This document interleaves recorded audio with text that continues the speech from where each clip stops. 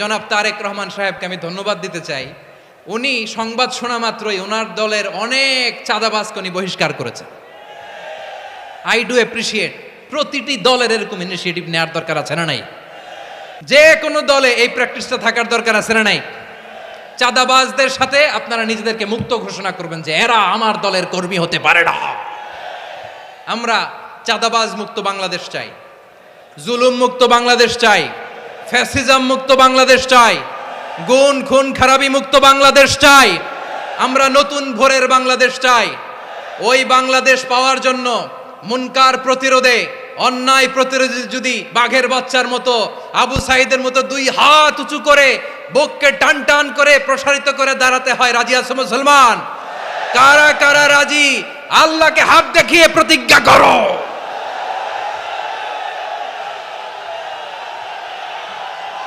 রাব্বুল আলামিন বলেন, ওয়ায়ানহা আনিল ফাহশাই ওয়াল মুনকারি ওয়াল বাগি ইয়াইদুকুম লাআল্লাকুম তাযাক্কারুন। বসুন। আল্লাহ বললেন, আমি অশ্লীলতাকে নিষেধ করি, আমি সব ধরনের মন্দ কাজকে নিষিদ্ধ করি, সব শেষে আমি সীমা লঙ্ঘনকে তোমাদের জন্য নিষিদ্ধ করি। আলোচনা মনে আছে তো, না ভুলে গেছেন? নিষিদ্ধ করেছেন কয়টা জিনিস? 1 নম্বরে অশ্লীলতা, 2 নম্বরে মুনকার তথা সব মন্দ কাজ, 3 নম্বরে আল বাগি, সীমা লঙ্ঘন, ক্রসিং দ্য লিমিট। সীমা লঙ্ঘন করা ভালো না। We all should know our limits. চিল্লায় বলেন ঠিক কিনা? একই আয়াতে আল্লাহ বললেন, কুল ইন্নামা حرم ربي الفواحش ما ظهر منها وما بطن والإثم والبغي بغير الحق। অন্যায় ভাবে যে অবাধ্য হয়, যে সীমালঙ্ঘন করে, তাদেরকেও আমি এটা হারাম করে দিলাম। সীমালঙ্ঘন করা হারাম, সীমালঙ্ঘন করা হারাম। আল্লাহ বারবার বারবার আমাদেরকে ওয়ার্নিং দেয়। যখন আমরা থামি না তখন আল্লাহ ধরে, আর যখন ধরে তখন ছাড়ে না। ধরে ধরে ধরে না, ধরলে আল্লাহ। ফেরাউনকে কিন্তু হুট করে ধরে নাই, আপনারা জানেন 9 বার ওয়ার্নিং দিয়েছে। ফেরাউনকে আল্লাহ তাআলা ওয়ার্নিং দিয়েছিল কয়বার? বীর চট্টলার বীর সেনানীরা আওয়াজ করে বলেন, ফেরাউনকে ধরার আগে ওয়ার্নিং দেওয়া হয়েছিল কয়টা? রব্বুল আলামিন বলেন, ওয়ালাকাদ আতাইনা মূসা 9 আয়াতিন বাইয়িনাত। 9টা মুআজিজা দেখিয়েছি। 1 2 3 বারবার এইভাবে রিমাইন্ডার, ওইভাবে রিমাইন্ডার, এইভাবে নাসিহাত, ওইভাবে দাওয়া। ফাকুলা লাহু কাওলান লাইয়িনা, নরম করে বলো, সফট করে বলো, যত ওয়ে হতে পারে দাওয়া মেথডোলজির। মুসা আলাইহিস সালামের সব অ্যাপ্লাই শেষ। 10ম বারে যে আল্লাহ ধরছে, 10ম বারে যে ধরেছে। এজন্য আল্লাহ বলেন, আমি সীমালঙ্ঘনকে পছন্দ করি না। কোরআনের অন্য আয়াতে বাগীকে বলা হয়েছে আল ইতিদা। সীমালঙ্ঘন যারা করে তাদেরকে আল্লাহ বলেছেন মুতাদিন। وقاتلوا في سبيل الله الذين يقاتلونكم ولا تعتدوا إن الله لا يحب المعتدين। আমি সীমা লঙ্ঘনকারীদেরকে কোশ্চেন কালেও পছন্দ করি না। আমরা যেন সীমা লঙ্ঘন না করি। রাজি আছেন তো? যে কোনো ক্ষেত্রে ইবাদতে যেন সীমা লঙ্ঘন না করি। অনেকে আমরা ইবাদতে সীমালঙ্ঘন করে ফেলি। বিশ্বনবী সাল্লাল্লাহু আলাইহি ওয়াসাল্লাম যেটা শিখিয়েছেন, এর বাইরে যে অতিরিক্ত বুজুর্গ হতে চায়, এরকম আছে না নাই? করা যাবে না, কোনো ক্ষেত্রেই সীমালঙ্ঘন করা যাবে, এমনকি যুদ্ধ ক্ষেত্রেও না। বিশ্বনবী সাল্লাল্লাহু আলাইহি ওয়াসাল্লাম বলেন, খবরদার যুদ্ধ ক্ষেত্রেও সীমালঙ্ঘন করো না। কি সুন্দর ইসলাম আমরা পেয়েছি। বিশ্বনবী বলেন, খবরদার যুদ্ধের ময়দানে কোনো নারীর গায়ে হাত তোলো না, কোনো শিশুর গায়ে হাত তোলো না, কোনো গবাদি পশু হত্যা করো না, কোনো শস্য ক্ষেত্র ধ্বংস করো না, ইবাদতরত অন্য ধর্মের কোনো সন্ন্যাসীর গায়ে হাত তুলো না। বলেন সুবহানাল্লাহ। তাহলে আমরা সীমালঙ্ঘন করতে পারবো? প্রিয় ভাইরা, একটা সুখী, সমৃদ্ধ, শান্তির সমাজ, মানবিক সমাজ যদি আমরা গঠন করতে চাই, আমাদের আল্লাহর দেয়া কয়টা আদেশ মানতে হবে বলেন দেখি? সবাই বলেন কয়টা? আর বেঁচে থাকতে হবে কয়টা জিনিস থেকে? আওয়াজ করে বলেন কয়টা? আমাদের শামীম ভাইয়ের সাথে যখন কোলাকুলি করি মনে হচ্ছে আল্লামা সাঈদীর ঘ্রাণ পাই। কিন্তু অবাক করা বিষয় হচ্ছে, আমরা আজও জানি না আমাদের আল্লামার মৃত্যু কি স্বাভাবিক হয়েছে নাকি এটা পরিকল্পিত মেডিকেল কিলিং ছিল। এই রিপোর্ট গণমানুষের কাছে প্রচার করে জানাতে হবে। এই দাবির সাথে কি সবাই আপনারা একমত? কারা কারা একমত হাত তুলে দেখান। হযরতুল আল্লাম শহীদ মরহুম আল্লামা দেলওয়ার হোসেন সাঈদী রাহিমাহুল্লাহ, ওনার স্মৃতি বিজড়িত আজকের এই ঐতিহাসিক প্যারেড ময়দানের তাফসিরুল কোরআনের প্রোগ্রামে সব আছে। স্টেজ আছে, শ্রোতা আছে, প্যান্ডেল আছে, মিডিয়া কাভারেজ আছে, কিন্তু আমাদের কলিজার টুকটাটা আমাদের মাঝে নাই। আজকের এই প্রোগ্রামে আলোচক হয়ে এই চেয়ারে আমি না বসে ওই শ্রোতাদের কাতারে বসে যদি আমাদের আল্লামার নুরানি চেহারার দিকে তাকিয়ে ওয়াজ শুনতে পারতাম, আমাদের হৃদয়টা ঠান্ডা হয়ে যেত, আমাদের তৃষ্ণার্ত হৃদয় শান্ত হতো।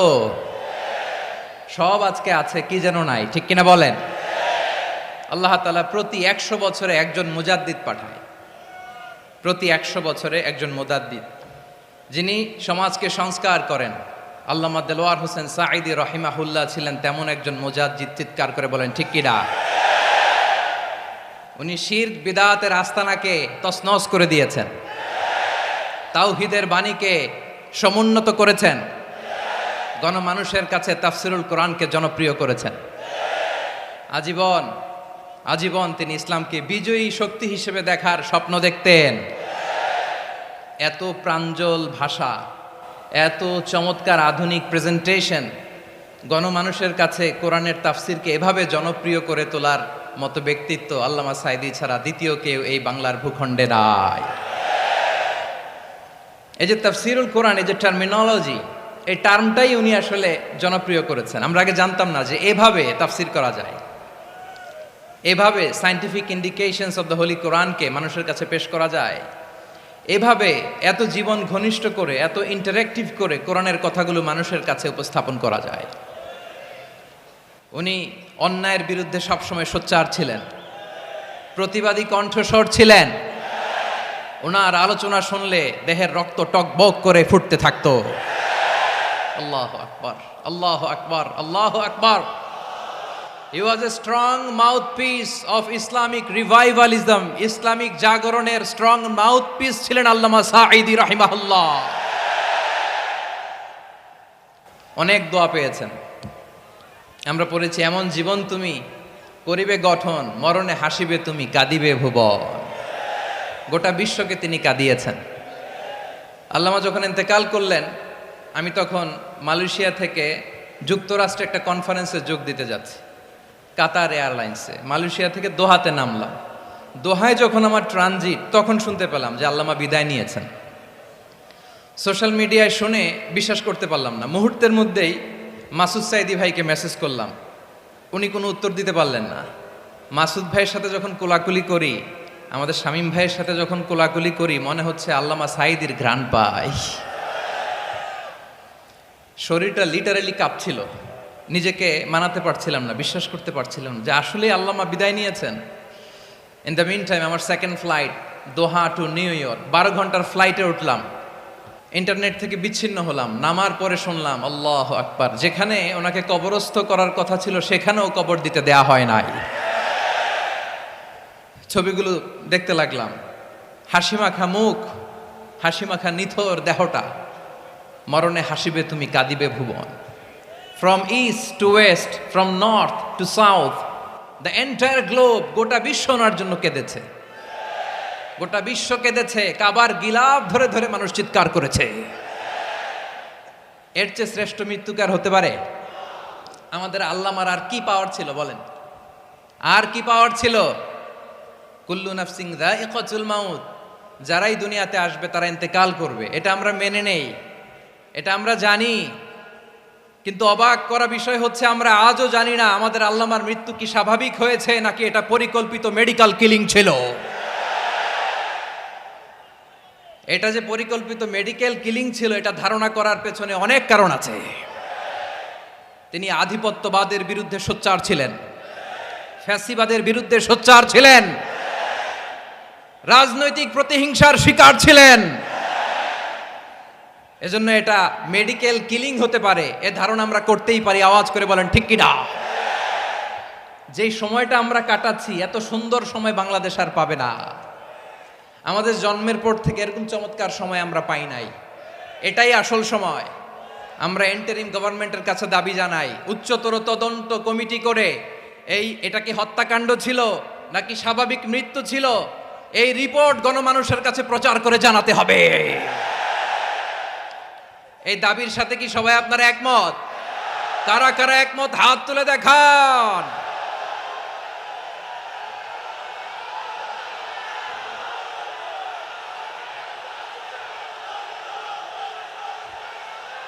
আমার প্রিয় ভাইয়েরা, প্রিয় চট্টলাবাসী, আল্লাহ তাআলা তার এই মুখলেস গোলামকে তার জান্নাতুল ফেরদাউসের মেহমান হিসেবে কবুল করুক, তার জীবনের সকল খেদমাগুলোকে কবুল করুক, জান্নাতুল ফেরদাউসের আলা মাকামে তাকে মেহমান হিসেবে কবুল করুক।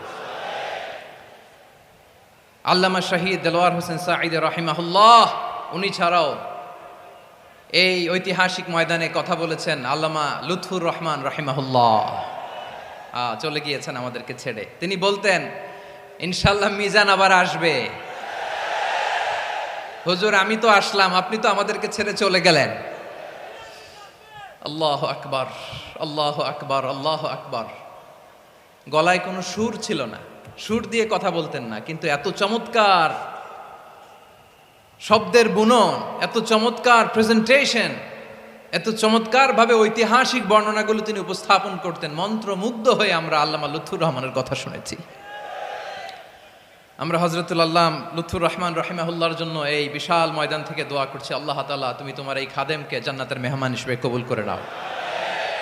আরো অনেক আল্লামারা এখানে কথা বলেছেন, বিশেষ করে বাইতুল শরফের মরহুম পীর সাহেব হুজুর থেকে শুরু করে আরো যারা যারা তারকাতুল্য ওলামায়ে কেরাম এই চট্টগ্রামের ময়দানে কথা বলেছেন, আলো ছড়িয়েছেন। আমরা এই লক্ষ লক্ষ তাওহীদি জনতাকে নিয়ে তাদের জন্য দোয়া করছি, আল্লাহ তাআলা ওনাদের জীবনের সকল ভুল ত্রুটি ক্ষমা করে দিয়ে তাদেরকে জান্নাতুল ফেরদাউসের মেহমান বানিয়ে নিক। আমরা এই ঐতিহাসিক প্যারেড ময়দানের প্রোগ্রাম থেকে স্মরণ করতে চাই 24-এর ছাত্র নাগরিক অভ্যুত্থানে আমার যে সমস্ত ছাত্র নাগরিক ভাইয়েরা দেহের তাজা রক্ত বিলি দিয়ে নতুন বাংলাদেশ আমাদেরকে উপহার দিয়েছে। বিশেষ করে আপনাদের এই চট্টগ্রামের শহীদ ফয়সাল, শহীদ ওয়াসিম সহ সকল শহীদকে আল্লাহ তাআলা কবুল করুক। আমরা সবাই পড়ি আমিন। প্রিয় ভাইয়েরা, আমি নগণ্য একজন কোরআনের ছাত্র, এত বিশাল মঞ্চে এত বড় প্ল্যাটফর্মে কথা বলা আমার জন্য সাজে না। তারপরও আমাদের মুরব্বীরা আমাদের ডানে বায়ে বসে আছেন, ওনাদের আদেশক্রমে, ওনাদের অনুমতিক্রমে কিছু কথা আজকের এই ঐতিহাসিক প্রোগ্রামে আপনাদের সামনে উপস্থাপন করার চেষ্টা করব। ওমা তৌফিক ইল্লা বিল্লাহ। প্রিয় ভাইয়েরা, 5 দিন ব্যাপী এই তাফসিরুল কোরআনের প্রোগ্রামে অনেক ওলামা হযরত কথা বলেছেন। যারা কোরআন সুন্নাহ থেকে আমাদেরকে কোরআনের কথাগুলো শোনালেন, আমরা যেন সেগুলো আমল করতে পারি, আল্লাহ আমাদেরকে তৌফিক দান করুক। শুরুতে আমাদের নিয়তটাকে খালেস করে নেওয়া দরকার। এই যে গ্যাদারিং, এই যে হিউজ শোডাউন, এগুলো যদি আমাদের নিজেদেরকে পরিবর্তন না করে তাহলে এতে কোনো লাভ নাই। জোরে বলেন ঠিক কিনা? এই প্রোগ্রাম যদি আমাদের জীবনকে পরিবর্তন করে, আমাদের চিন্তার ডিএনএকে চেঞ্জ করে দেয়, তাহলেই চট্টগ্রামের প্যারেড ময়দান সার্থক। আসুন আমরা চিন্তাকে খালেস করে নেই। আমরা সবাই নিয়ত করি যে যতটুকু কথা আমরা কোরআনের আলোকে শুনবো, আমলের নিয়তে শুনবো ইনশাআল্লাহ। বলেন সবাই। আমি যেই টপিকটা নিয়ে আজকের এই ঐতিহাসিক চট্টগ্রামের প্যারেড ময়দানের তাফসিরুল কোরআন প্রোগ্রামে আলোচনা করব, সেটা হচ্ছে সূরাতু আন-নাহলের 90 নম্বর আয়াত নিয়ে কিছু কথা আমরা উপস্থাপন করবার চেষ্টা করব ইনশাআল্লাহ। আমার খুতবার শুরুতেই আপনারা মোটামুটি আন্দাজ করে ফেলেছেন যে আমি কি নিয়ে আলোচনা করব, কারণ যে আয়াতটি আমি তেলাওয়াত করেছি এই আয়াতটি প্রায়শই এই ভূখণ্ডে, এই বাংলাদেশে জুমার দিনে খতিব সাহেবরা দ্বিতীয় খুতবার শেষের দিকে পড়ে না? কি কমন পড়ছে? ইন্নাল্লাহা ইয়া'মুরু বিল আদলি ওয়াল ইহসান ওয়া ইতা'i যিল কুরবা ওয়া ইয়ানহা আনিল ফাহশাই ওয়াল মুনকারি ওয়াল বাগি ইয়া'iদুকুম লাআল্লাকুম তাযাক্কারুন। মুখস্থ আছে না সবার? আসুন আমরা এই আয়াতের সরল অর্থ, এর মর্মবাণী, এর সংক্ষিপ্ত তাফসীর সবাই মিলে আজকের এই প্রোগ্রাম থেকে উদ্ধার করার চেষ্টা করি। আপনারা মনোযোগী আছেন তো? ইনশাআল্লাহ। এই আয়াতটা অনেক কম্প্রিহেন্সিভ একটা আয়াত। সাইয়েদনা আব্দুল্লাহ ইবনে মাসউদ রাদিয়াল্লাহু তাআলা আনহু উনি বলেছেন, ইন্নাহা মিন আজমাই আয়াতিল কুরআন। এটা কোরআনের সবচেয়ে জামে মানে আয়াত। যদিও ছোট্ট আয়াত, অল্প কিছু কথামালা, কিন্তু তিনি বলতেন এটা কোরআনের সবচাইতে জামিআ মানে সবচেয়ে কম্প্রিহেন্সিভ একটা আয়াত, যেখানে কথা কম, শব্দ কম, কিন্তু এটার দোতনা, এটার আবেদন, এটার মিনিং অনেক বেশি। সুবহানাল্লাহ। এই আয়াতে আল্লাহ তাআলা বেসিকলি আমাদেরকে 3টা বিষয়ে আদেশ করেছেন আর 3টা বিষয়ে বারণ করেছেন, মানে নিষেধ করেছেন। আওয়াজ করে বলুন, আদেশ করেছেন কয়টা? প্রিয় চট্টলার ভাইয়েরা, আমার মতো এই যে 3 আঙ্গুল উঁচু করে বলেন, আদেশ করেছেন কয়টা? আবার নিষেধও কয়টা? মানবো তো আমরা ইনশাআল্লাহ? বলেন সবাই। 3 do's and 3 don'ts, do's and don'ts, 3টা আদেশ, 3টা নিষেধ। এই 3টা আদেশ আর 3টা নিষেধের ভেতরে আল্লাহ তাআলা গোটা ইসলামী শরিয়ার মূল নির্যাসকে ঢুকিয়ে দিয়েছেন। সুবহানাল্লাহ। এই ছোট্ট একটা আয়াতে গোটা ইসলামী শরিয়ার the gist, the cream of the creams, গোটা ইসলামী শরিয়ার মূল নির্যাসকে আল্লাহ ঢুকিয়ে দিয়েছেন। 3টা আদেশ আর 3টা নিষেধ। আসুন আমরা সরাসরি কোরআন থেকে শুনি, সবাই পড়ুন। আউযু বিল্লাহি মিনাশ শাইতানির রাজীম। বিসমিল্লাহির রহমানির রহিম। ইন্নাল্লাহা ইয়া'মুরু বিল আদলি ওয়াল ইহসানি ওয়া ইতাই যিল কুরবা ওয়া ইয়ানহা আনিল ফাহশাই ওয়াল মুনকারি ওয়াল বাগি ইয়া'ইযুকুম লা'আল্লাকুম তাযাক্কারুন।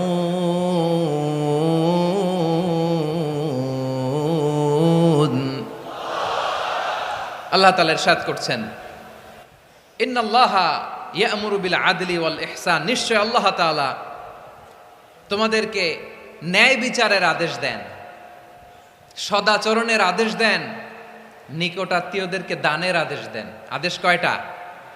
আওয়াজ করে সবাই বলুন তো কয়টা? নিশ্চয় আল্লাহ তাআলা তোমাদেরকে ন্যায় বিচারের আদেশ দেন, সদাচরণের আদেশ দেন, তিনি তোমাদের নিকটাত্মীয়দেরকে দানের আদেশ দেন, আর তিনি তোমাদেরকে অশ্লীলতা থেকে নিষেধ করেন, মন্দ কাজ থেকে নিষেধ করেন, অবাধ্যতা সীমালঙ্ঘন থেকে নিষেধ করেন। তিনি তোমাদেরকে উপদেশ দেন যাতে তোমরা শিক্ষা গ্রহণ করো। সুবহানাল্লাহ। উপদেশ দিচ্ছে স্বয়ং কে? 3টা জিনিসের আদেশ। ইয়া'মুরু বিল আদল, সুবিচার, ন্যায় বিচারের আদেশ তিনি দেন। ইহসানের আদেশ দেন, যাতে আমরা ইহসান করি, একে অপরের প্রতি সুবিচার করি, মহানুভবতা দেখাই, অনুগ্রহ দেখাই, আর নিকট আত্মীয়দেরকে যেন আমরা দান করি। এই 3টা আদেশ তিনি দিয়েছেন। আর কোন 3টা জিনিস থেকে তিনি বারণ করেছেন?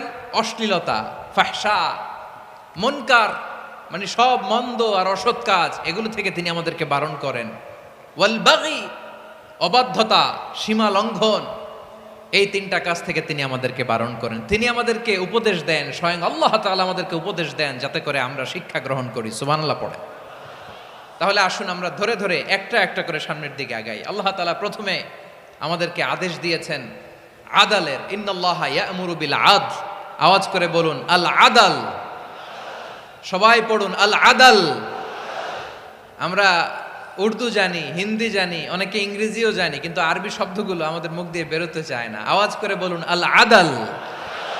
মাশাআল্লাহ। ইন্নাল্লাহা ইয়া'মুরু বিল আদল। আল্লাহ তাআলা আমাদেরকে আদলের আদেশ দেন। আদল অনেকে না বুঝলেও আদালত শব্দটা বুঝবেন। আদালত, আদালত, আদালত বুঝেন না? যেখানে বিচার কার্যের ফয়সালা করা হয়, কোর্ট কাচারি আদালত, এটা তো ভেরি কমন। এটা শুনছেন না সবাই? আদালত, যেখানে ন্যায় বিচার হবে, সুশাসন হবে। কিন্তু ভাগ্যের কি নির্মম পরিহাস, ওখান থেকে মিথ্যা সাক্ষী দিয়ে মনমতো রায় দিয়ে দেয়া হয়। এগুলোর পরিবর্তন হওয়ার দরকার আছে না নাই?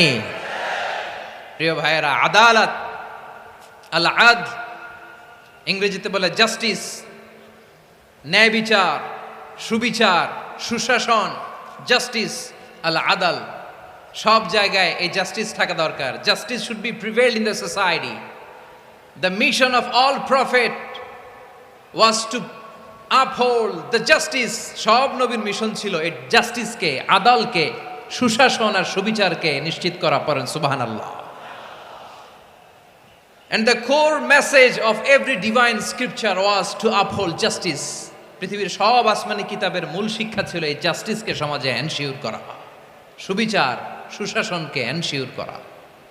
তাহলে প্রিয় ভাইরা, আমরা বুঝতে পারলাম আল আদ শব্দের মানে হচ্ছে ইনসাফ বা সুবিচার বা ন্যায় বিচার। এটা হচ্ছে একটা general meaning, very general meaning.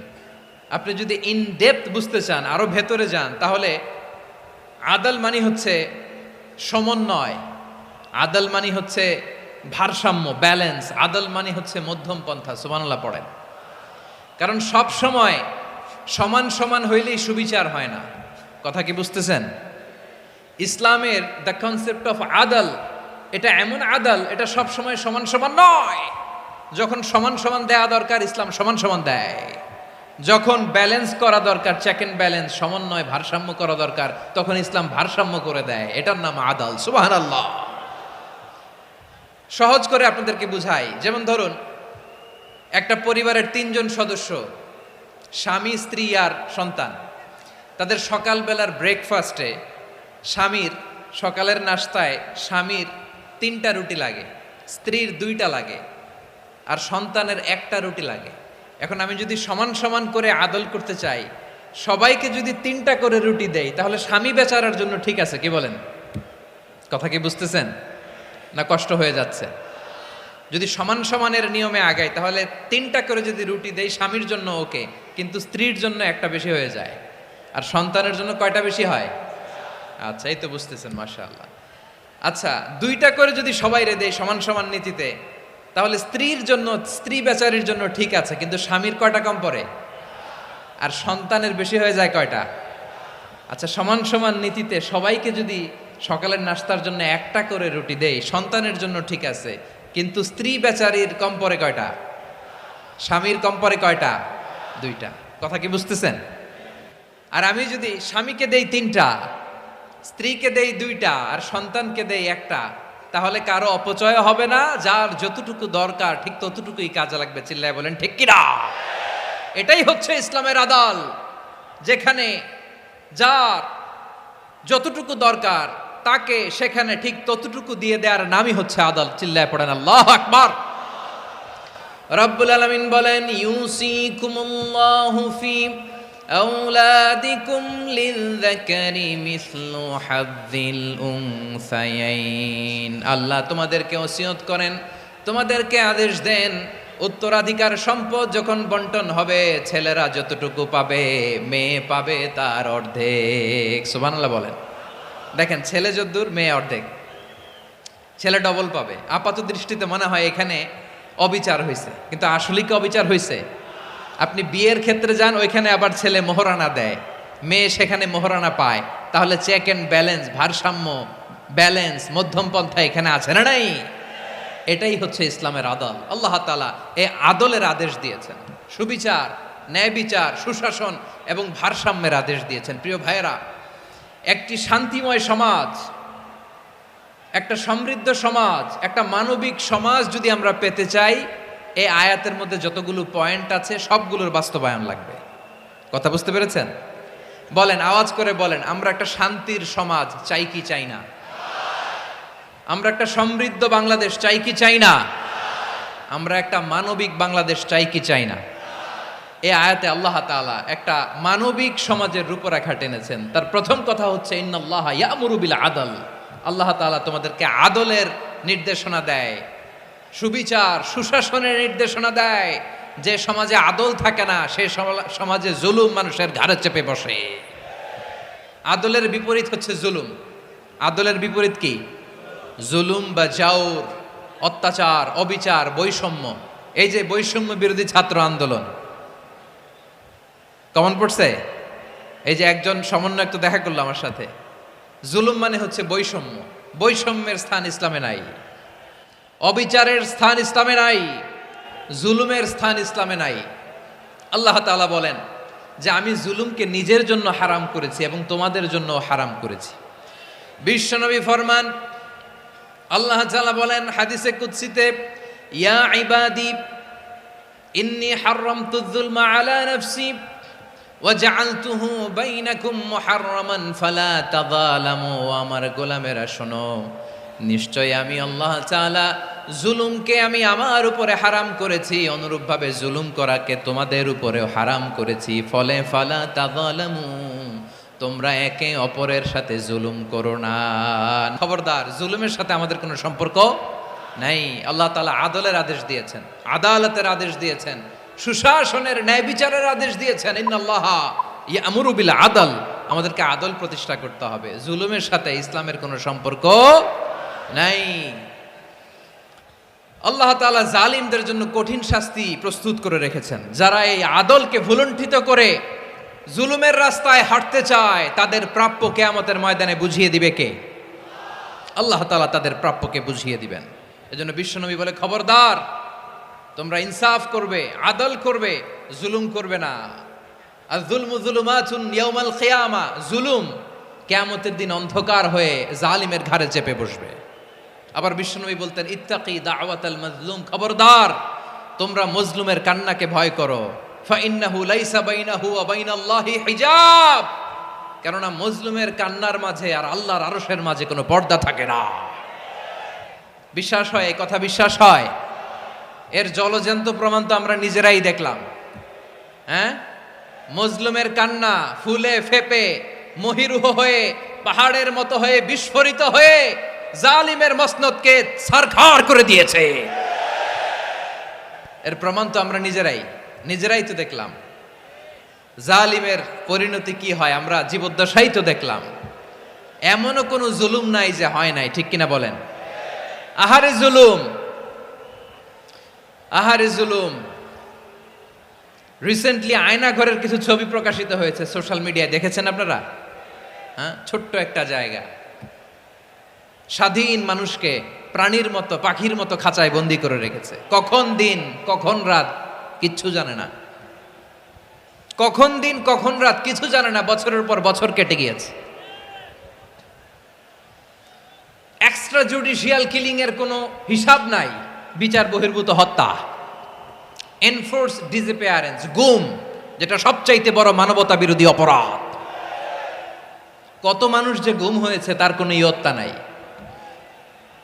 যেই ফ্যামিলির সদস্য গুম হয়েছে, তারা কি ওই লোকটার জন্য মাগফিরাতের দোয়া করবে নাকি সুস্বাস্থ্যের দোয়া করবে তারা নিজেরাও জানতো না, কারণ জানে না ও বেঁচে আছে না মরে গেছে। আহা, বিডিআর নওজোয়ানদের যারা ছাড়া পেল দেখলাম, বিনা অপরাধে, কোনো অন্যায় ছাড়া, অপরাধ ছাড়া তাদের জীবন থেকে, তাদের তারুণ্যের, তাদের যৌবনের 15 বছর, 16 বছর, 17 বছর নাই। 6 মাস বয়সের ছোট বাচ্চাকে রেখে জেলে গেছে। 6 মাসের মেয়ে বেরোয় দেখে মেয়ের বয়স 17 বছর। মেয়ে বাবারে চিনে না, বাবা মেয়েরে চিনে না। মেয়েকে এখন বিয়ে দিয়ে আরেক ছেলের হাতে তুলে দিবে। মেয়ের শৈশব বাবা দেখে নাই, মেয়ের কৈশোর বাবা দেখে নাই, মেয়ের তারুণ্য দেখে নাই। আরেক যুবককে দেখলাম 14 বছরের 14 দিনের সংসার, 2 সপ্তাহের সংসার শেষে জেলে গেছে। কত যুবকের যে স্ত্রী চলে গিয়েছে ফ্যামিলি ছেড়ে, কারণ জানে না তো কবে আসবে, কি হবে, কেউ জানতো না। দাম্পত্য জীবনের মাত্র 14 দিনের স্মৃতি, এই স্মৃতিকে আঁকড়ে ধরে এক বোন 16টা বছর, 17টা বছর কাটিয়ে দিয়েছে। আমি নিউজটা দেখে ভাবলাম, আমার এই বোনের প্রতিটি দিন কিভাবে কেটেছে, প্রতিটি রাত কিভাবে কেটেছে, প্রতিটি ক্ষণ কিভাবে কেটেছে। বিশ্বনবী বলেছেন, ইত্তাকি দাওয়াতাল মাজলুম ফাইন্না লাইসা বাইনাহু ওয়া বাইনাল্লাহি হিজাব।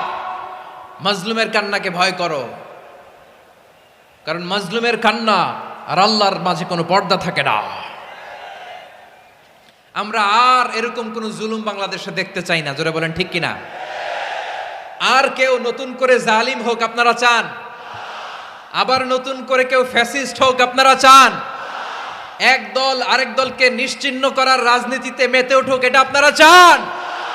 আমরা বাংলাদেশকে আদল দিয়ে সাজাতে চাই। আমরা এই 56,000 বর্গ মাইলের প্রতিটা ইঞ্চি মাটিকে কোরআনের আইন দিয়ে সাজাতে চাই। রাজি আছেন আপনারা? কারা কারা রাজি দেখান হাত তুলে আল্লাহকে।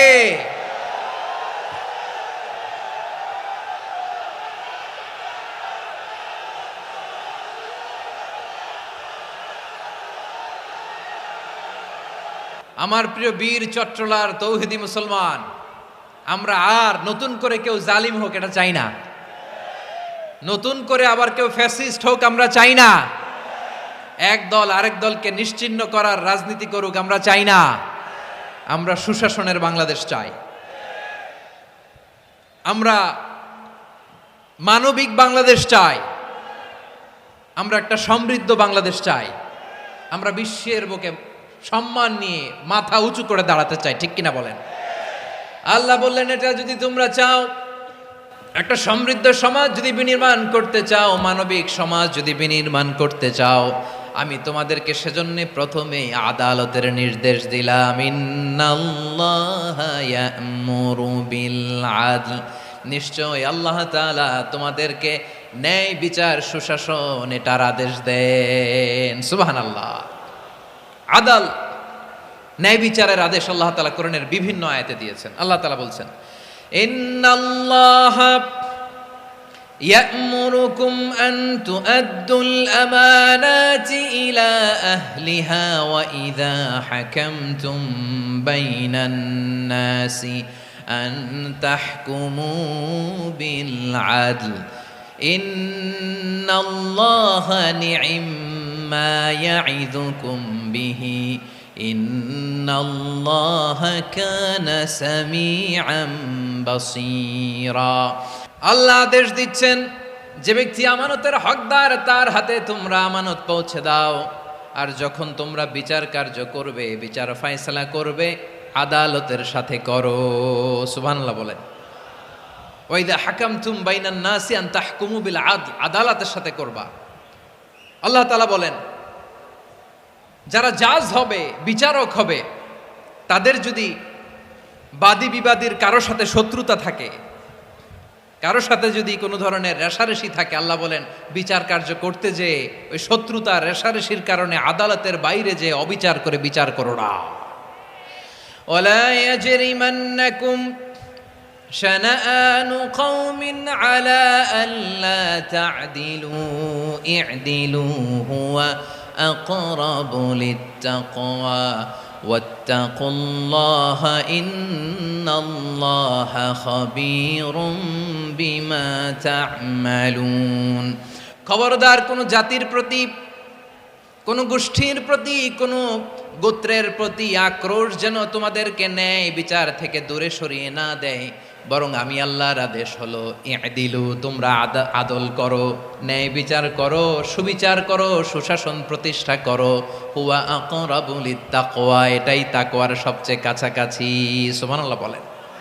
কোরআনের বিভিন্ন আয়াতে আল্লাহ তাআলা স্পেসিফিকলি ধরে ধরে বিচার করার সময় আমরা যেন আদল করি সেটা বলেছেন। কোরআনের কোন কোন জায়গায় আল্লাহ তাআলা এই আল আদল শব্দটা ব্যবহার করেছেন। আবার একই জিনিস ইনসাফ, সুবিচার, সুশাসন, ন্যায় বিচার, ন্যায়পরায়ণতা বুঝাতে আল্লাহ তাআলা কখনো কখনো আল কিসত শব্দটা ব্যবহার করেছেন। আওয়াজ করে সবাই বলুন আল কিসত। প্রিয় ভাইরা, সবাই আওয়াজ করে আমার সাথে সাথে বলুন আল কিসত। আল্লাহ তাআলা বলেন, ওয়া ইন হাকামতা ফাহকুম বাইনাহুম বিল কিসতি ইন্নাল্লাহা ইউহিব্বুল মুকসিতিন।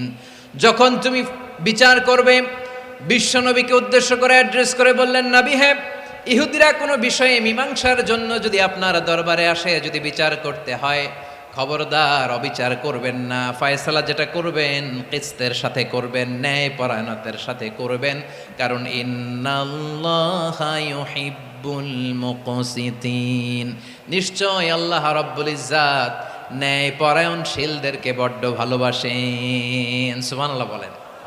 ন্যায় পরায়ণ লোকদেরকে আল্লাহ তাআলা বড্ড ভালোবাসেন। অন্য আয়াতে আল্লাহ তাআলা বলছেন, وَنَضَعُ الْمَوَازِينَ الْقِسْطَ لِيَوْمِ الْقِيَامَةِ فَلَا تُظْلَمُ نَفْسٌ شَيْئًا। আমি কিয়ামতের দিন ন্যায়পরায়ণতার মানদণ্ড স্থাপন করব, যেটাকে আমরা মিজানের পাল্লা বলি। আল্লাহ বলেন, ন্যায় বিচারের মানদণ্ড কিয়ামতের ময়দানে আমি আল্লাহ স্থাপন করব। সেদিন কারো প্রতি বিন্দু পরিমাণ, এক চুল পরিমাণ অবিচার করা হবে না, কোনো অবিচার করা হবে না। সেদিন সুশাসন হবে, সুবিচার হবে, ন্যায় পরায়ণতার সাথে বিচার হবে। আওয়াজ করে পড়েন আল্লাহু আকবার। তাহলে প্রিয় ভাইরা, যে তিনটি বিষয়ে আল্লাহ তাআলা আমাদেরকে আদেশ দিয়েছেন, তার প্রথমটা হচ্ছে আদালত, ইনসাফ, সুবিচার, ন্যায় বিচার। এটা আমরা চাই কি চাই না?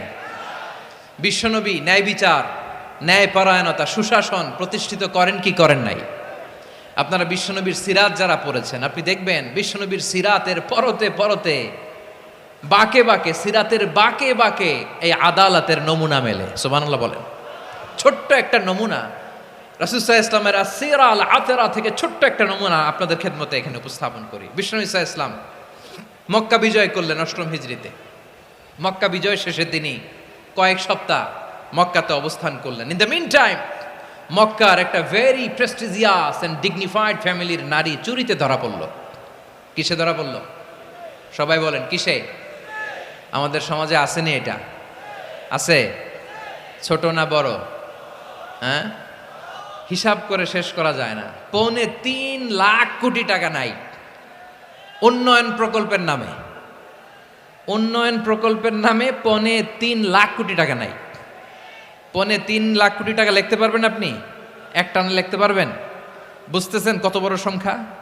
হ্যাঁ, বনু মাখজুমিয়া গোত্রের এক নারী মক্কায় চুরিতে ধরা পড়ল। বলেন তো, চুরি করলে বিধান কি? কি কাটতে হবে? চুরির বিধান হলো হাত কেটে দাও। তাও সেটা গোপনে নয়, প্রকাশ্যে জনসম্মুখে হাত কেটে দাও। বনু মাখজুমিয়া গোত্রের নারী যখন চুরিতে ধরা পড়লো, সাহাবারা চিন্তায় পড়ে গেলেন। সবেমাত্র মক্কার লোকেরা কালিমা পড়ে মুসলমান হয়েছে, ইসলামের আইন কানুন তেমন জানে না, ইসলামী শরিয়ার সাথে বেশি পরিচিত নয়।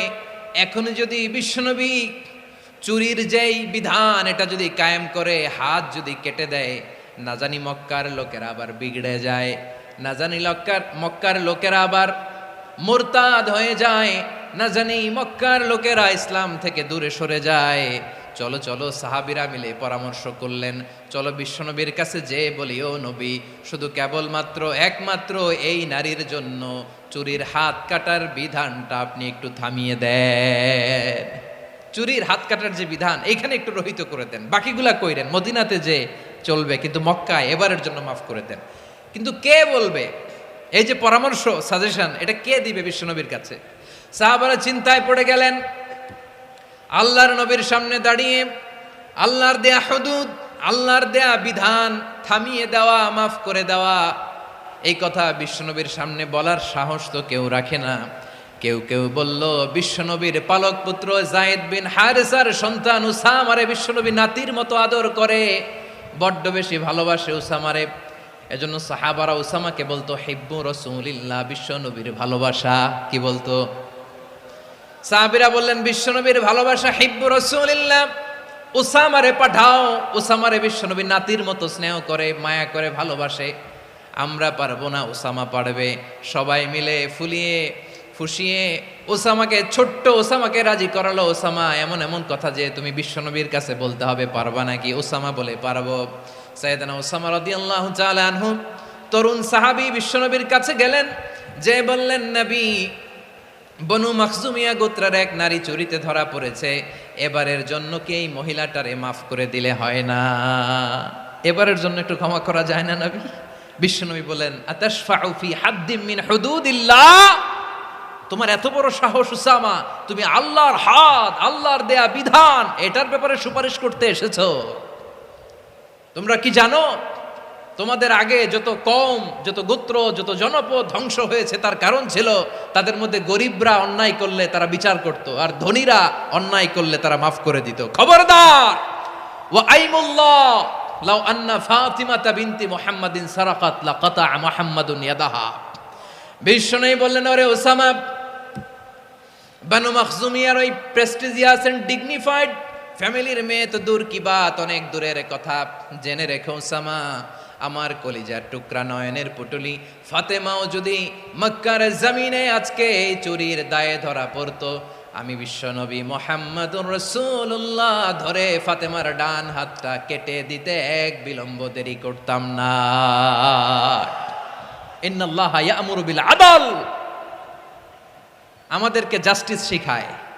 পশ্চিমারা আমাদেরকে ইনসাফ শিখায়, আমাদেরকে সুশাসন শিখায়। আর ইনসাফ, সুশাসন, ন্যায় বিচার, সুবিচার, জাস্টিস কারে বলে বিশ্বনবীর বায়োগ্রাফি থেকে জেনে নাও। এই ছিল বিষ্ণু ইসা ইসলামের আদালতের নমুনা। আপনি যদি সাইয়েদনা ওমরে ফারুকের জীবনের দিকে তাকান, এমন কঠোর, এমন বীর সেনানী ছিলেন। সাইয়েদনা ওমরে ফারুক যদি রাস্তার এই মাথা দিয়ে হাঁটা শুরু করতেন, শয়তান ওমরে ফারুককে দেখলে ওই রাস্তা রেখে দিয়ে অন্য রাস্তা দিয়ে হাঁটতো। সুবহানাল্লাহ।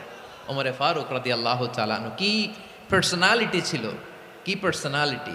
আমাদের এলাকায় ছোট বাচ্চারা রাতে ভাত খেতে চায় না, আমার মেয়েটাও খেতে চায় না। এই এটা দিব, ওইটা দিব, আজকে মাহফিলে আসার সময় বলে দিছে লিস্ট করে এটা এটা আনতে হবে। তো ছোট্ট বাচ্চাদের অনেক বায়না থাকে, ওরা রাতে খেতে চায় না। তো মায়েরা বিভিন্ন ভয় দেখায়, এই বাঘ আসবে, বাঘ আসবে খাও, এই ভূত আসবে, ভূত আসবে খাও। আপনারা কি বলেন চট্টগ্রামে? কি আসবে? হ্যাঁ, ভূত, ভূত, ভূত আসবে, বাঘ আসবে, খাও খাও খাও, তাড়াতাড়ি খাও। তো বাচ্চারা এগুলো শুনে ভয়ে খেতে শুরু করে। মদিনার জমিনেও একই ঘটনা ঘটতো। মদিনার ছোট্ট ছোট্ট সোনামণিরা খেতে চাইতো না। তো মায়েরা বলতো, হা হুয়া ইয়াতি উমর, হা হুয়া ইয়াতি উমর, ওই যে উমর আসতেছে, উমর। ওমরে ফারুকের কথা শুনলেই বাচ্চারা একেবারে ঠান্ডা। সুবহানাল্লাহ পড়বেন না? প্রভু তুমি বলেছ রাসূল দেবে না, বলনি দেবে না ওমর, বলনি দেবে না হামজা তারিক, খালিদ বিজয় সমর। প্রভু তুমি বলেছ রাসূল দেবে না, বলনি দেবে না ওমর, বলনি দেবে না হামজা তারিক, খালিদ বিজয় সমর। প্রভু তুমি বলেছ রাসূল দেবে না। আল্লাহু আকবার। ওমরে ফারুক রাদিয়াল্লাহু তাআলা আনহু, ওনার কথা শুনলে গায়ের মধ্যে গুজবাম হয়, গায়ের পশমগুলো দাঁড়িয়ে যায়। সুবহানাল্লাহ বলেন। কি পার্সোনালিটি ছিল, কি ব্যক্তিত্ব ছিল। মুনাফিকরা ওমরে ফারুককে জমের মতো ভয় পেতেন। শয়তান, খুদ শয়তান এই রাস্তা দিয়ে আসলে শয়তান অন্য রাস্তা দিয়ে হাঁটতো। ওমরে ফারুক রাদিয়াল্লাহু তাআলা আনহুর জীবনে যদি দেখেন, তাহলে সেখানে আপনি আদালতের, ইনসাফের, সুশাসনের, জাস্টিসের নমুনা দেখতে পাবেন। কয়টা শুনবেন? সাইয়েদনা ওমরে ফারুকের রাদিয়াল্লাহু তাআলা আনহুর সন্তান আব্দুর রহমান মিশরে মদ খেয়ে মদ্যপ অবস্থায় ধরা পড়েছে। মদ খাওয়ার কারণে, মদ যদি কেউ পান করে আর যদি প্রমাণিত হয়, তার বিচার হলো 80 বেত। আওয়াজ করে বলেন কয় বেত? বাংলাদেশেও তো এই আইন আছে নাকি? বাংলাদেশে আছে? হ্যাঁ, মদ খাইলে 80 বেত, এই আইন বাংলাদেশে চালু হোক। আমরা চাই কি চাই না? চাই সবাই। এজন্যই তো ইসলাম ভাল লাগে না। ইসলামকে ভাল লাগে না। ইসলামকে আউট করে রাখতে পারলেই তো এরকম বড় বড় বোতল খাওয়া যায়। একেবারে সহজ, পানির মতো সহজ হিসাব, একেবারে সহজ। ওমরে ফারুক রাদিয়াল্লাহু তাআলা আনহুর ছেলে ভুল করে মদ পান করে ফেলেছিলেন। আব্দুর রহমান, ঘটনা ঘটেছে মিশরে। মিশরের গভর্নর তখন আমর ইবনুল আস রাদিয়াল্লাহু তাআলা আনহু। আব্দুর রহমানের ভাই যে গভর্নরকে বলল, গভর্নর যদি একটু দয়া করেন, খলিফার ছেলে আমার ভাই আব্দুর রহমান মদ্যপ অবস্থায় ধরা পড়েছে, জনসম্মুখে যদি আপনি বেত্রাঘাত করেন আমাদের প্রেস্টিজ থাকে না, যদি 80 বেত আপনি মারেন আমার কোনো কথা নাই, কিন্তু ঘরের ভেতরে মারেন। আব্দুর রহমানের ভাইয়ের সুপারিশ শুনে সাইয়েদনা আমর ইবনুল আস রাদিয়াল্লাহু তাআলা আনহু রাজি হয়ে গেলেন। ঘরের ভেতরে লোকচক্ষুর আড়ালে 80 বেত তিনি মানলেন। কিন্তু ঘটনাক্রমে এই কথা লুকিয়ে লুকিয়ে ঘরের ভেতরে 80 বেত মারার কথা সাইয়েদনা ওমর ফারুক মদিনা থেকে জানতে পারলেন। মদিনা থেকে তিনি ফরমান জারি করলেন, এই বিচার যেমনটি আমর ইবনুল আস আদায় করেছে, এটা প্রকৃতপক্ষে আদায় হয় নাই। আসো সবাই মদিনায় আসো, আমর ইবনুল আস মদিনায় আসো, আব্দুর রহমানও আসো, সবাই আসো, জনসম্মুখে এই বিচার কার্যকর করতে হবে। সাইয়েদনা ওমর ফারুক মসজিদে নববীর পিলারের মধ্যে নিজের ছেলেকে বাঁধলেন, আবার জনসম্মুখে 80টা বেত তার গায়ের মধ্যে মারলেন। মাজমুয়ে ফাতাওয়া ইবনে তাইমিয়া রাহিমাহুল্লাহ উনি এটা নকল করেছেন। এটা সবচেয়ে বিশুদ্ধ মত। আরো অনেক মত আছে, মারা গেছে কবরের উপর, ওগুলো বাদই দিলাম। কেমন খলিফা ছিলেন, কেমন খলিফা। পশ্চিমারা তোমরা জাস্টিস আমাদেরকে শেখাও, ইনসাফ কারে বলে সুশাসন আমাদেরকে তোমরা শিখাও। ওমরে ফারুক রাদিয়াল্লাহু তাআলা আনহু ওই বিচারকে তিনি ধর্তব্য মনে করেন নাই। মদিনাতে এনে আবার জনসম্মুখে আবার আশীর্বাদ মেরেছেন। মিশরে ওমরে ফারুক রাদিয়াল্লাহু তাআলা আনহু আমর ইবনুল আসকে গভর্নর করে পাঠালেন। সেখানে আমর ইবনুল আসের ছেলে একটা প্রতিযোগিতায় রানার আপ হয়েছে। এক মিশরি সেখানে চ্যাম্পিয়ন হয়েছে। রানার আপ বুঝতে পেরেছেন তো? রানার আপ সেকেন্ড হয়েছে, এক মিশরি হয়েছে চ্যাম্পিয়ন প্রথম। কিন্তু গভর্নরের ছেলে ও জিততে পারে নাই। ও রাগে ওই মিশরির গায়ের মধ্যে কয়েকটা লাঠি দিয়ে বাড়ি মেরেছে। মিশরি যে মদিনাতে ওমরে ফারুকের কাছে বিচার দিলেন, আপনার গভর্নরের ছেলে অন্যায়ভাবে আমার গায়ে হাত তুলেছে। সাইয়েদনা ওমরে ফারুক আবার ফরমান জারি করলেন, আসো মদিনাতে আসো। মিশরীকে ডাকলেন। ওই মিশরের গভর্নর আমর ইবনুল আস রাদিয়াল্লাহু তাআলা আনহুকে ডাকলেন, তার ছেলেকেও ডাকলেন। সবাই বসে রইল। আমর ইবনুল আস রাদিয়াল্লাহু তাআলা আনহু মাথা নিচু করে বসে আছেন, লজ্জায় কাচুমাচু। হায় হায়, আজকে আমার ছেলের কারণে আমিরুল মুমিনিন খলিফাতুল মুসলিমিন ওমরে ফারুকের কাছে আমি জনসম্মুখে লজ্জিত হচ্ছি। সাইয়েদনা ওমরে ফারুক বললেন, এই নাও লাঠি। গভর্নরের ছেলে তোমার মাথার মধ্যে যতগুলো বাড়ি মেরেছে, আজকে জনসম্মুখে তুমি অতগুলা বাড়ি মারো। মিশরি বলে, থাক, আপনি যে ডেকে আনছেন সবার সামনে এটা বলছেন, এতেই আমি খুশি। আল্লাহু আকবার। আপনার মহানুভবতা দেখে আমি খুশি, আর অপমানের দরকার নাই। ওমরে ফারুক বলে, না, খবরদার, এই কথা মিশরি তুমি বলো না, মারো, যতগুলা বাড়ি মেরেছে মারো। বাধ্য হয়ে মিশরি আমর ইবনুল আসের সামনে ওনার কলিজার টুকরা সন্তানের মাথার মধ্যে বাড়ি মারতে আরম্ভ করলেন। ঠিক যতগুলা বাড়ি গভর্নরের ছেলে আমর ইবনুল আসের ছেলে মিশরির গায়ে মেরেছিল, মাথায় মেরেছিল, মিশরি গুনে গুনে ততটা মারলেন। এই দৃশ্য দেখে ওমরে ফারুক রেগে মেগে আগুন, রাগের চোটে রাগ সামলাতে না পেরে, আর নিজেকে সামলাতে না পেরে মিশরিরে বললেন, ছেলেরে মারা শেষ হয়ে গেলে এবার বাবার টাক মাথার মধ্যে কয়েকটা বাড়ি মার। রাগের চোটে, আউট অফ অ্যাঙ্গার, রাগের চোটে, যে আমার পাঠানো গভর্নর আমর ইবনুল আস তার ছেলেকে কেন আদব তারবিয়া কেন শিক্ষা দিতে পারে না। ছেলেরে মারা হইলে এবার আমর ইবনুল আসের মাথার মধ্যে দুইটা মারো। এটা রাগে বলেছেন, এটা শাস্তি হিসেবে না। সুবহানাল্লাহ পড়ে। তোমরা আমাদেরকে সুশাসন শিখাও, আমাদেরকে সুশাসন শিখাও। বিশ্বনবী বলেন, আদল এটা যেন তেন বিষয় না, এটা দিয়েই মানবিক সমাজ গড়তে হবে। আল্লাহ তাআলা কিয়ামতের কঠিন ময়দানে, যেদিন স্বামী স্ত্রীকে চিনবে না, স্ত্রী স্বামীকে দেখে পালিয়ে যাবে, বন্ধু বন্ধুরে চিনবে না, পীর সাহেব মুরিদরে চিনবে না, মুরিদ পীর সাহেবরে চিনবে না, দলের কর্মী তার নেতারে চিনবে না, নেতা তার কর্মীরে চিনবে না, বন্ধু বন্ধুরে দেখে পালাবে। এই কঠিন মুহূর্তে সূর্যটা মাথার কাছে চলে আসবে, জমিনটা তামার জমিন হবে। আজকের জমিনের মতো নয়। মানুষ ঘর্মাক্ত, ক্লান্ত, শ্রান্ত মাথার মগজগুলো কানের ছিদ্র আর নাকের ছিদ্র দিয়ে বেয়ে বেয়ে পড়বে। বিশ্বনবী ফরমান, কিয়ামতের ওই কঠিন ময়দানে 7 শ্রেণীর ব্যক্তিকে রব্বুল আলামিন তার আরশের নিচে ছায়া দিবেন। তার মধ্যে প্রথম শ্রেণীর ব্যক্তি হলো ইমামুন আদিল। ইমামুন আদিল, ন্যায়পরায়ণ শাসক, যে ইনসাফের সাথে বিচার করে, যে জাস্টিস সমাজে সার্ভ করে, যে সুশাসন নিশ্চিত করে, ওই ইমামুন আদিল। আদিল শব্দটা বুঝছেন না? ইন্নাল্লাহা ইয়া'মুরু বিল আদ, পাইছেন? আদিল। 7 শ্রেণীর ব্যক্তিকে আল্লাহ তাআলা সুশীতল আরশের নিচে ছায়া দিবেন, যেদিন তার দেয়া ছায়া ছাড়া কোনো ছায়া থাকবে না। এর প্রথম হচ্ছে ইমামুন আদিল, ন্যায়পরায়ণ শাসক। চিল্লায় বলেন সুবহানাল্লাহ। আবার বিশ্বনবী বললেন, ইন্নাল মুকসিতিনা ইনদাল্লাহি আলা মানাবিরা মিন নূর আন ইয়ামিনির রহমান। কিয়ামতের দিন যারা ন্যায়পরায়ণ হিসেবে আল্লাহর সামনে দাঁড়াবে, কিয়ামতের দিন রব্বুল আলামিন তার আরশের ডান দিকে ওই ন্যায়পরায়ণ লোকদের জন্য আরশের ডান দিকে একটা নূরের মিম্বারে তাদেরকে বসার সুযোগ করে দিবে। আল্লাহর আরশের ডান দিকে ন্যায়পরায়ণ লোকদের জন্য আল্লাহ তাআলা নূরের মিম্বার বানাবে। চারটে কেন কথা মনে করেছেন? আল আদাল, জাস্টিস। ইন্নাল্লাহা ইয়া'মুরু বিল আদল, আল্লাহ তাআলা এই আদালতের নির্দেশনা দেয়, সুবিচার, সুশাসন। প্রিয় ভাইয়েরা, এটা আমরা বাংলাদেশে চাই কি চাই না? এই যে অরাজকতা, এই যে অন্যায়, এই যে জুলুম, এই যে ইনকনসিস্টেন্সি, সমাজের অসঙ্গতির প্রধান কারণ জাস্টিস নাই, সুবিচার নাই, সুশাসন নাই।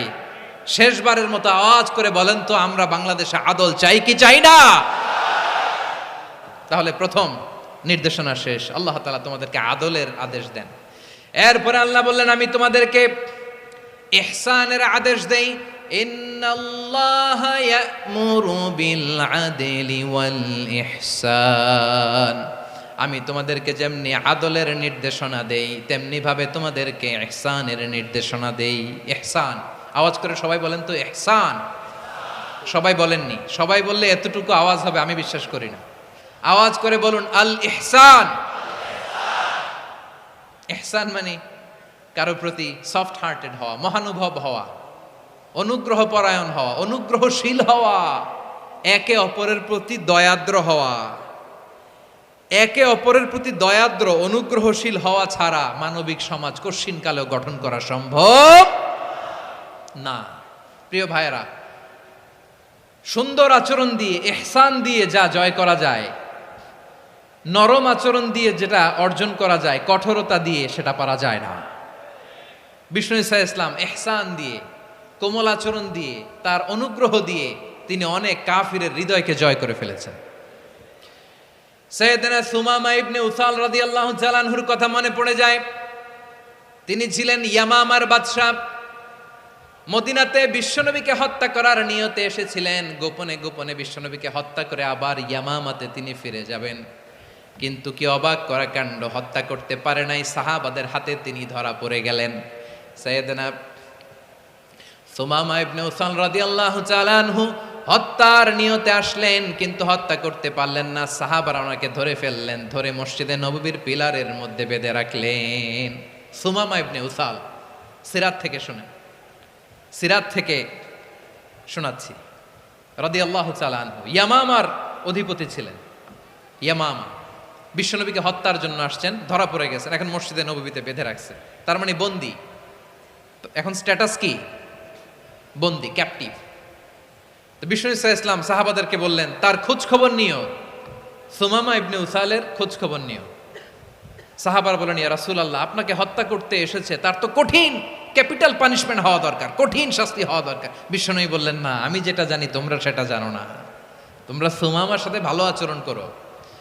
বিশ্বনবী সুমামার কাছে গেলেন।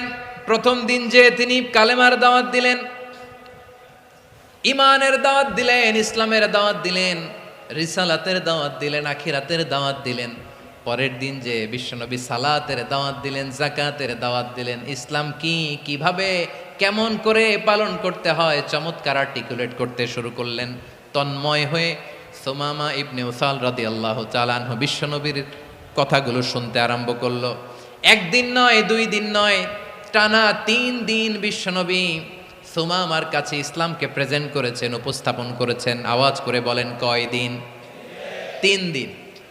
3 দিন মসজিদে নববীতে বাধা। আর সাহাবীদেরকে বললেন, তার খোঁজ খবর নিও, তোমরা যে রুটি বানাও এর মধ্যে সবচেয়ে ভালো আটার রুটিটা তারে দিও, সবচেয়ে রিফাইন্ড খেজুর, যেটা পিওর খেজুর, এটা তারে দিও। আর বিশ্বনবী নিজের উট থেকে দুধ দহন করে ওনার বাড়ির এক কর্মচারীকে বলেছেন, দুধ দহন করে সুমামার জন্য নিয়ে যেও। সুবহানাল্লাহ পড়বেন না? সবাই তো অবাক, ইয়ামামা থেকে আসছে নবীকে হত্যা করতে, বিশ্বনবী দেখে তারে জামাই আদর করে, তাকে মজার মজার খাবার দিও, দুধ দিও, আদর আপ্যায়ন করো। 1 দিন নয়, 2 দিন নয়, টানা 3 দিন বিশ্বনবী এভাবে সুমামার কাছে যেয়ে ইসলামকে প্রেজেন্ট করতে আরম্ভ করলেন, ইসলামকে উপস্থাপন করতে শুরু করলেন। আর তাকে চমৎকার এন্টারটেইনমেন্ট, আপ্যায়ন দিতে আরম্ভ করলেন। টানা 3 দিন যখন ইসলামের দ্য বিউটিজ অফ ইসলাম, ইসলামের সুমহান বাণী, সৌন্দর্য উপস্থাপন শেষ, তাকে আপ্যায়ন শেষ, বিশ্বনবী বললেন সাহাবাদেরকে, যাও এবার সুমামার হাতের পায়ের রশি দুটো খুলে দাও। সাহাবারা বললেন, ইয়া রাসূলুল্লাহ, কি বলেন আপনি? ও তো হত্যাকারী, সুযোগ পায় নাই, আপনারে মারতে পারে নাই, ছেড়ে দিলে আবারও আপনার উপর তলোয়ার নিয়ে ঝাঁপিয়ে পড়বে। নবী এই সিদ্ধান্ত আপনি নিতে যাবেন না। বিশ্বনবী বললেন, যেটা বলেছি সেটা করো, সুমামার রশিগুলো ছেড়ে দাও। সুমামার হাতে পায়ের রশিগুলো যে তোমরা খুলে দাও। সাহাবারা তর্ক জুড়ে দিলেন, লা ইয়া রাসূলুল্লাহ, এমনটা করবেন না, তো ভয়ঙ্কর ভয়ঙ্কর খুনি, কি জানি কি হয়ে যায়। বিশ্বনবী বললেন, না, তার হাতে পায়ের রশিগুলো খুলে দাও। সাহাবারা বিশ্বনবীর কথা মতো তার হাতে পায়ের রশিগুলো খুলে দিল। সুমামা মুহূর্তের মধ্যে মসজিদে নববী থেকে বের হয়ে ইয়ামামায় ফিরে না যে মসজিদে নববীর পাশে একটা খেজুর বাগান ছিল, সেখানে চলে গেলেন। সেখানে একটা ছোট্ট কুয়া ছিল, কুয়ার পানি দিয়ে তিনি গোসল করলেন। সুবহানাল্লাহ পড়েন। কুয়ার পানি দিয়ে গোসল করে মসজিদে নববীর সামনে এসে বিশ্বনবী এবং সাহাবাদের সামনে দাঁড়িয়ে সাব্বাবা উঁচু করে বললেন, আশহাদু আল্লা ইলাহা ইল্লাল্লাহ ওয়া আশহাদু আন্না মুহাম্মাদান আবদুহু ওয়া রাসূলুহু। আল্লাহু আকবার। আমি সাক্ষ্য দিচ্ছি আল্লাহ ছাড়া কোনো ইলাহ নাই, আর মুহাম্মদ আল্লাহ তাআলার প্রেরিত বান্দা এবং রাসূল। প্রিয় ভাইয়েরা, ইহসান দিয়ে যা জয় করা যায়, কঠোরতা দিয়ে সেটা কঠিনকালেও জয় করা যায় না। আওয়াজ করে বলেন ঠিক কি না? এবার সুমামা দাঁড়িয়ে বলে, ওগো নবী, আমি তো কালিমা পড়ে মুসলমান হয়ে গেলাম, এবার শোনেন, এই মুহূর্তের আগে আপনার চেহারার চাইতে নিকৃষ্ট কোনো চেহারা আমার কাছে ছিল না, কিন্তু শাহাদা পাঠ করার পরে আপনার চেহারার চাইতে উত্তম শ্রেষ্ঠ কোনো চেহারা আমার কাছে আর নাই। ও নবী, আজকের দিনের আগে ইসলাম ধর্মের চেয়ে নিকৃষ্ট অপছন্দনীয় কোনো ধর্ম আমার কাছে ছিল না, কিন্তু এই মুহূর্ত থেকে ইসলামের চেয়ে সেরা শ্রেষ্ঠ পছন্দনীয় কোনো ধর্ম আমার কাছে নাই। নবী গো, আজকের দিনের আগে মদিনার চাইতে অপছন্দনীয় নিকৃষ্ট কোনো শহর আমার কাছে ছিল না, কিন্তু এই মুহূর্তের পর থেকে মদিনার চাইতে কোনো শ্রেষ্ঠ শহর আমার জানা নাই। সে ছিল গমের বড় ডিলার, গম বেচতো। কি বেচতো? তার গম কিনে মক্কার লোকেরা রুটি খাইতো। সে ঘোষণা দিল, আজকে থেকে মক্কাবাসীদের জন্য সব গম আমি হারাম করে দিলাম, মক্কাবাসী এখন না খেয়ে মরে। সুবহানাল্লাহ পড়বেন না? মক্কাবাসী বিশ্বনবীর কাছে আসলেন, এসে বললেন, মুহাম্মদ, আমরা তো তোমার ভাই, তোমার চাচা, তোমার ভাতিজা, তোমার আত্মীয়, তুমি সুমামারে বলো সে যেন আবার গমের সাপ্লাই মক্কার জন্য অনুমতি দিয়ে দেয়। বিশ্বনবীর অনুমতি ক্রমে সুমামা আবার মক্কাতে গম পাঠাতে শুরু করলো। পড়েন সুবহানাল্লাহ। ইহসান, ইহসান দিয়ে আপনি যেটা জয় করতে পারবেন, you can win the heart of your enemies. ইহসান দিয়ে আপনি আপনার শত্রুর হৃদয়কে জয় করতে পারবেন। আওয়াজ করে বলেন ঠিক কি না? এজন্য আল্লাহ বললেন, ওয়া আনফিকু ফি সাবিলিল্লাহি ওয়া লা তুলকু বিআইদিকুম ইলাত তাহলুকা ওয়া আহসিনু ইন্নাল্লাহা ইউহিব্বুল মুহসিনিন। তোমরা আল্লাহর রাস্তায় দান করবে আর নিজেরা নিজেদেরকে ধ্বংসের হাতে ঠেলে দিও না। তোমরা একে অপরের প্রতি ইহসান করবে, কারণ ইহসানকারীদেরকে আল্লাহ বড্ড ভালোবাসেন। সুবহানাল্লাহ পড়েন। আবার সূরা রহমানে আল্লাহ বললেন, হাল জাযাউল ইহসানি ইল্লাল ইহসান ফাবিআইয়ি আলা, সবাই পড়েন, ফাবিআইয়ি আলাই রাব্বিকুমা তুকাযযিবান। ইহসানের প্রতিদান হিসেবে ইহসানি হয়। বিশ্বনবী সুমামার প্রতি যেমন ইহসান করেছেন, সুমামাও ঠিক তেমন ইহসান ফিরিয়ে দিয়েছে। ঠিক কিনা বলেন? তাহলে এক নম্বরে হচ্ছে আদ, ন্যায় বিচার। দুই নম্বরে সবাই বলেন ইহসান, সদাচরণ। ইহসান দুই ধরনের প্রিয় ভাইরা, ইহসান ফিল ইবাদা, ইহসান ফিল মুআমালা। ইহসান ফিল ইবাদা হচ্ছে একাগ্র অনুভবে ইবাদতে ডুব দেওয়া, এর নাম ইবাদতের ইহসান। সুবহানাল্লাহ পড়ে। বিশ্বনবী বলেন ইহসান মানে কি জানো নাকি? হাদিসে জিবরিলে সাইয়েদনা জিবরিল আলাইহিস সালাম বিশ্বনবীকে বললেন, আখবিরনি আনিল ইহসান। নবী আমাদেরকে বলেন ইহসান মানে কি?